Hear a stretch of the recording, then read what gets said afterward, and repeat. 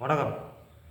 இனி நான் பேச போகிற தலைப்பு அன்பு சிவமா இல்லை பலி தான் சிவமா, அதை பற்றி தான் நான் பேச போகிறேன். பார்த்துருவோம், ரிசல்ட் நீங்களே புரிஞ்சுங்க. இப்போது இந்த உலகம் எதால் இயங்குதுன்னா அன்பால் இயங்குதுன்னு நிறைய பேர் சொல்லுவீங்க. ஆனால் இந்த உலகம் ஒரு பொருளை சாப்பிட்டு தான் இயங்குது, வாங்குது, திருப்பி அது அன்பை கொடுத்துடுது, அன்பாக கொடுத்துடுது. புரியுதுங்களா? இப்போ நீ உயிர் வாழணும், இப்போ நானும் உயிர் வாழணும், நீனும் உயிர் வாழணும்னு வச்சுக்கிங்க. நீ சும்மாவே உயிர் வாழ்ந்துருவீங்களா? இல்லை, ஒரு பொருளை சாப்பிட்றீங்க. அப்போ சாப்பிட்ற பொருள் பலியாகுது. அப்போது சாப்பிட்றதுக்கு முன்னாடி இருந்த அன்பு சாப்பிட்ட பிறகு சாப்பிடும்போது அந்த அன்பு எங்கே போகுது? உங்களுக்கு பசி வந்துச்சுன்னா அன்புலாம் போயிடுது. எதுவாக இருந்தாலும் சாப்பிட்றீங்க. பசி போகணும்னு நினச்சிட்டிங்கன்னா நீங்கள் எது வேணாலும் சாப்பிட்ருவீங்க, சாப்பிட்ற பொருள் எதுவாக இருந்தாலும். அப்போ அந்த அன்பு எங்கே போச்சு? அப்போ அது ஒரு உயிர் தானே, ஒரு உயிர்லேருந்து ஒரு பொருள் உருவாகுது. இப்போ பலினால் நீ அன்பாக இருக்கிறியா இல்லை அன்புனால பலி கொடுக்குறியா? இதாங்க கான்செப்ட்.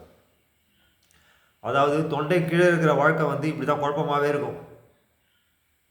புரியுதா? பூமியை சார்ந்திருக்கிற வாழ்க்கை உனக்கு எப்பவுமே குழப்பமாக தான் இருக்கும், தீர்வே கிடைக்காது.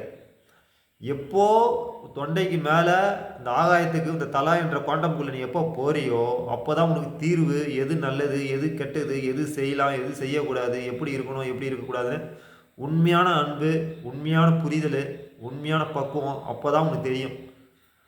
நீ தொண்டை கிழறு வரைக்கும் நீ அங்கே ஓடுவ, இங்கே ஓடுவ, இவர் காலில் விழுவ, அவர் காலில் விழுவ, யாரையும் குருவாக நினச்சின்னு அவர் மடி மேலே பத்துப்ப.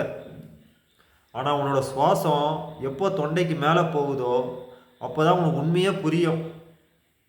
அது வரைக்கும் யாரையும் நீ பெரிய ஆளாக நினச்சின்னு இருப்பேன். தொண்டைக்கு மேலே போகும்போது தான் நீ ஆண்டவன் தான் பெரிய ஆள், அவனை தவிர இந்த உலகத்தில் எவனுமே கிடையாது என்ற ஒரு தத்துவமே உனக்கு புரியும். ஆனால் அதை காட்டி கொடுக்குற குரு உனக்கு முக்கியம். குருவை மறக்கக்கூடாது என்றைக்குமே. புரியுதுங்களா? அவர் இல்லாமல் உனக்கு வழி இல்லை. அந்த குரு கூட இறைவன் உருவாக்கம் தான், இருந்தாலும் குருன்னு ஒன்று நமக்கு தேவைப்படும், கண்டிப்பாக தேவைப்படும். அப்போது பலி சாப்பிட்டு தான் இந்த உலகம் உயிர் வாழுது. நீ தெய்வங்களை கூட ஏன் பலி கொடுக்குறன்னா அந்த காற்றை வச்சு அதை அரெஸ்ட் பண்ணி அதை வாழும். புரியுதுங்களா? அப்போ பலியால் தான் அந்த உலகம் இயங்குது, பலியால் தான் அந்த உலகம் அன்பாகவே இருக்குது. இப்போது நிறைய சாஸ்திர சம்பிரதாயம், நிறைய தத்துவ ஞானிகள்லாம் பலி கொடுக்கக்கூடாது, பலி தப்பு அப்படின்னு சொல்கிற கதை கோட்பாடெலாம் இருக்குது. அது எப்போ சரினா நீ உன்னை உணர்ந்துட்ட பிறகு. நீ உன்னை உணராத வரைக்கும் உனக்கு இதெல்லாமே குழப்பமாக இருக்கும். இது சாப்பிடக்கூடாது, அது சாப்பிடக்கூடாது, இது செய்யக்கூடாது, அது செய்யக்கூடாது. நீ ஒரு யோகா பயிற்சி செய்யும் போது நீ இறைவனை தேடணுன்ற உண்மையான மனப்பக்குவம் அடையணும், நான் இறைவனை அடைஞ்சே ஆகணுன்ற அந்த வைராகத்தில் யோகம் செய்யும் போது உனக்கு எல்லாமே புரியும். அது வரைக்கும் உனக்கு யார் சொன்னாலும் உனக்கு வேதவாக்கு மாதிரி தெரியும். உன் உணர்வுக்கு எது புரியுதோ, உன் உடம்புக்கு எது, உன்னோட மனநிலைக்கு எது புரியுதோ அதுதான் சரி. அப்போ அந்த உணர்வு நிலையை நீ தூண்டி விட்டாதான், அந்த யோகன்ற அந்த இறைத்தன்மைன்ற உணர்வு நிலையை தூண்டி விட்டாதான் உன் உடம்பு என்ன சொல்லுதோ அதுக்கேற்ற நீ செய்வ.